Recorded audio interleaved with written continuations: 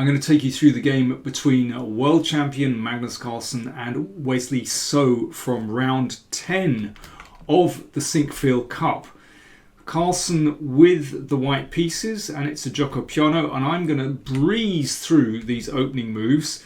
We've seen them before, and I want to concentrate on the middle game and the end game because there were some fascinating details in there, and I have to say I really enjoyed this game. Of course, Magnus Carlsen has been struggling so far in the tournament. Just hasn't found his mojo yet. And it looks to me as though with this opening, he's returned to something he knows very well. These kind of E4, E5 systems, that's really in his blood. So we basically join the game at move 16. Magnus has just played bishop a3, and Maxime Vachier-Lagrave has had this position a couple of times. In one game, well, Grishuk played queen a6 here, c5 played by Wesley, and this was also played by Karyakin. Now, in that game, MVL against Karyakin from St. Louis last year, actually, MVL went queen e2 here, which looks like the most sensible move in the position, preparing to play the knight into c4. Now, this is exactly what happened. And after this exchange, well, Vachier-Lagrave was slightly better and managed to win this game.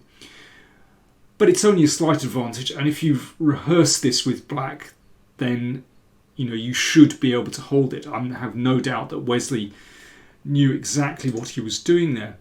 But after almost about a 10-minute thought, 10-minute think, I should say, Carlsen played knight c4 straight away. Now that is a very interesting move. It forces these exchanges.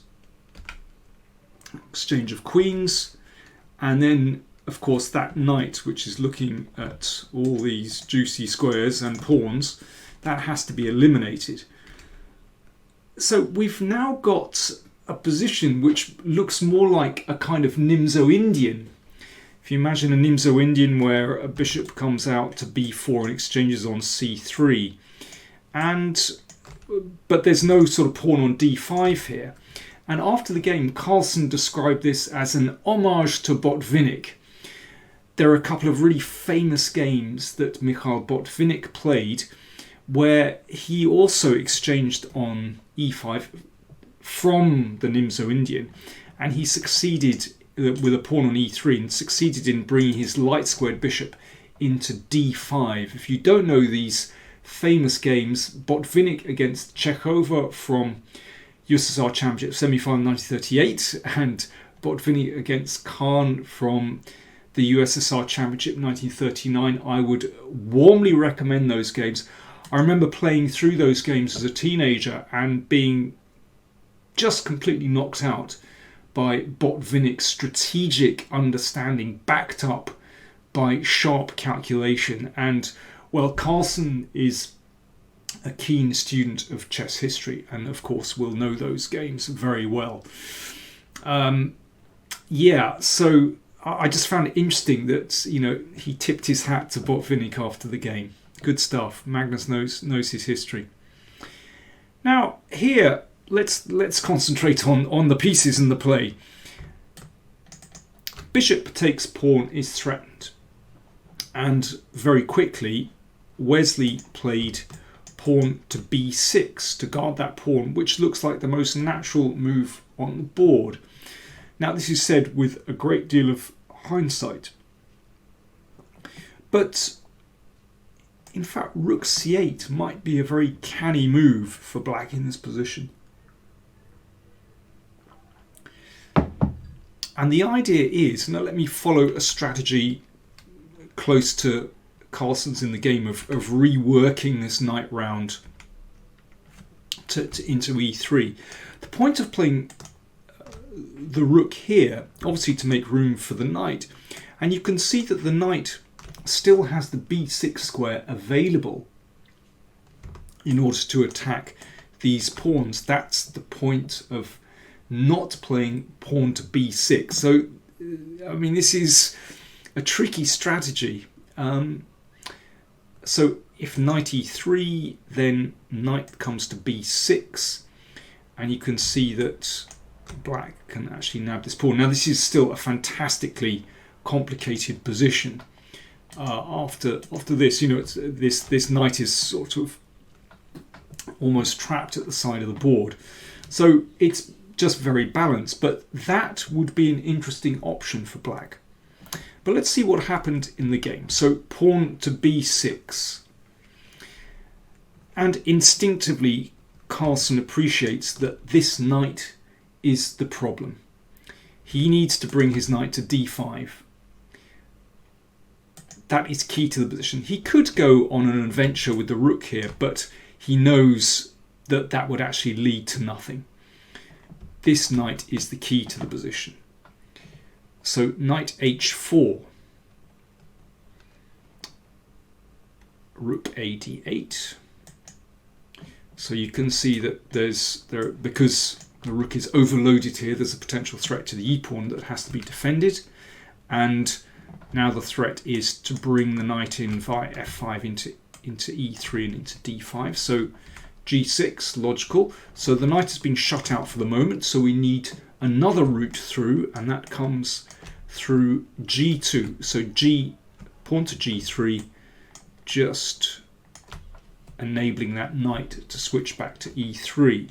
So white's plan is very clear here, and Wesley needs to counter that somehow. So he also realizes this knight could be a problem, so he plays his knight out here, and now he brings this one back into the game.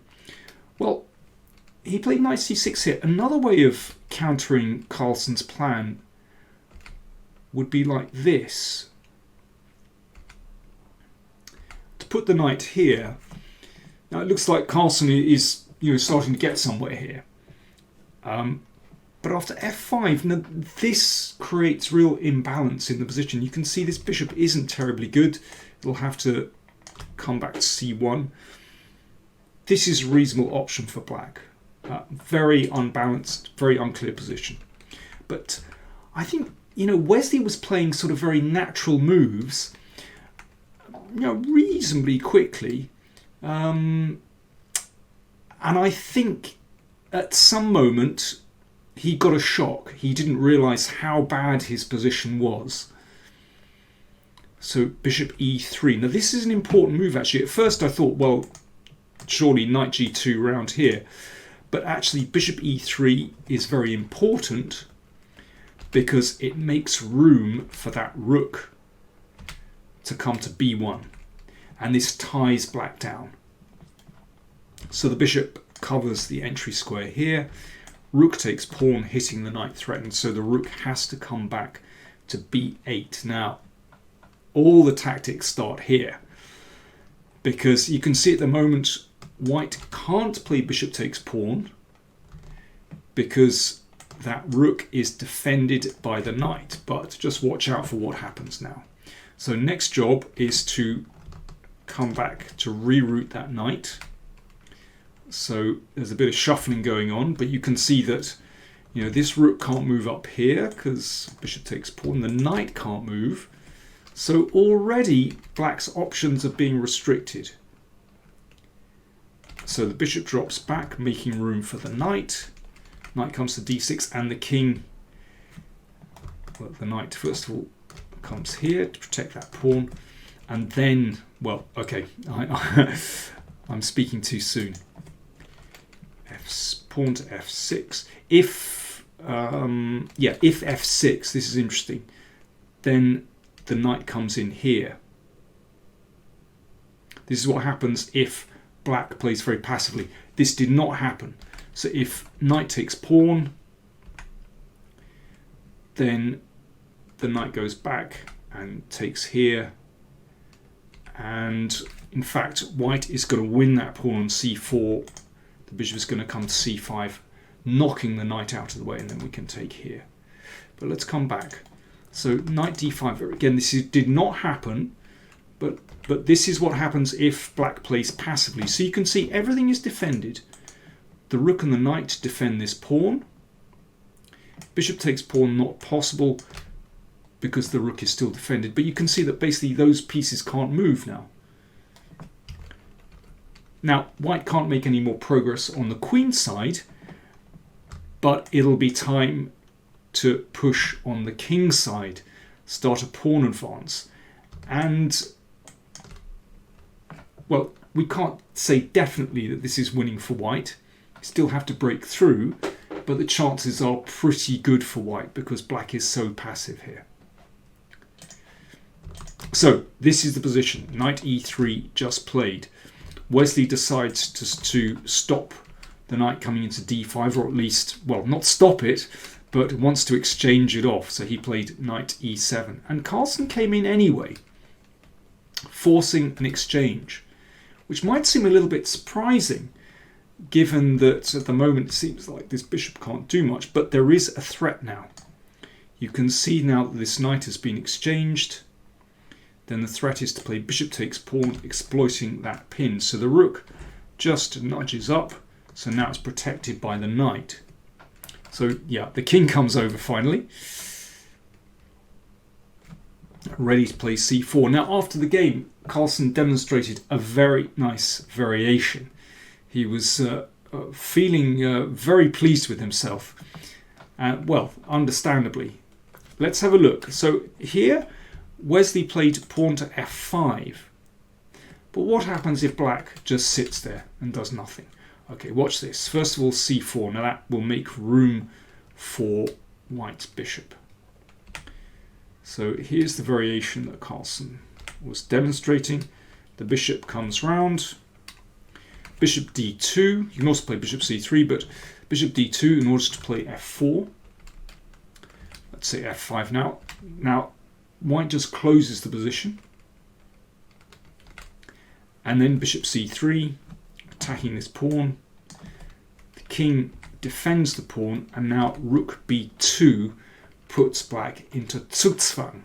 Zugzwang, this wonderful German word meaning a compulsion to move.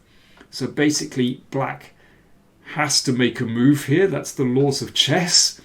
But whatever black plays compromises his position. So let's just take a look at that. If the rook moves away here, then we can play rook takes pawn. If the rook moves backwards, then it's unprotected and we can play bishop takes pawn and exploit the pin. What else we got? If the knight moves away, then again it's not protecting the rook, so we play bishop takes pawn. If the king moves away, we play bishop takes pawn. So you can see black is completely lost in this position. Yeah, Carlsen was just really satisfied with his play, and understandably. So that was black playing passively. Wesley actually played f5 here. Now, it actually doesn't make any difference to the position because you can see we're actually going to reach a position very similar to that variation with black's pawn on e5 vulnerable. So bishop c3 coming soon. Wesley took, and yeah, if king f7, then this arrives basically at the same position, exactly the same position. In fact, that's even worse because there's simply a check and taking this pawn. So Wesley decided in this position to make a break for it with rook f7, hitting the bishop. Rook takes pawn. So now we enter into a rook and pawn endgame. But in this case, it is completely winning because Carlsen is going to grab this e-pawn, which gives him two central connected passed pawns, and this is a winning position. Here, actually, Carlsen plays an inaccurate move and makes the win a little bit more difficult. But I'm just looking at the clock times here. It looks to me as though Wesley was just playing with almost no time in his clock, playing on the 30-second delay, looking at the clock times. Well, in this position, almost anything Carlsen did is going to win here. Basically, Carlsen should play king f3 here. And the point is that the king is going to break through into e5 very easily. So, for example, like this. And then the king supporting the pawns, and this wins very, very easily. The king is in the perfect position, covered and able to support and possibly set up checkmating positions as well. But Carlsen played rook e7 check, and in fact Wesley blundered straight away. As I said, he was short of time, so he lost very quickly here. He should play king f8. It still looks like it's a win after rook e6, unsurprisingly, actually, with these split pawns. So, but king f8 should be played. It's the most tenacious move. But instead, Wesley played king f6, and after d6, well, that was the end of the game. He resigned. Let me just show you one plausible continuation, which is rather attractive, actually. So, if rook d4, then these pawns march on. We march on again. Now it's important to check black's king away from the pawns. We can do that with g4. And then the pawns march again. And now we just need to make room for the e-pawn. Now if the king goes to the e-file, then the pawn is going to queen with check. If it goes to g5, now this is dramatic. Both sides get a queen. But in this case, queen e7 is checkmate. That would be a very fine end to the game, but we didn't get to see that. So Carlsen scores a win, drama, which means that going into the final round, he is just half a point behind the leader. Ding Liren is in the lead with 6 points. Then we have Anand, Karyakin, Carlsen and Nepomniachtchi on 5.5. So with just one round to go, it's still wide open. However, I would say Ding, obviously with the half-point lead, is in a very good position, and he has, I think, quite a nice last-round pairing. He has white against Mamedyarov, so Ding looks like the clear favourite with 1 round to go. Remember, hit the subscribe button to subscribe to the channel, and do support us by clicking on the links to PayPal or patreon.com in the video description. Thanks for watching.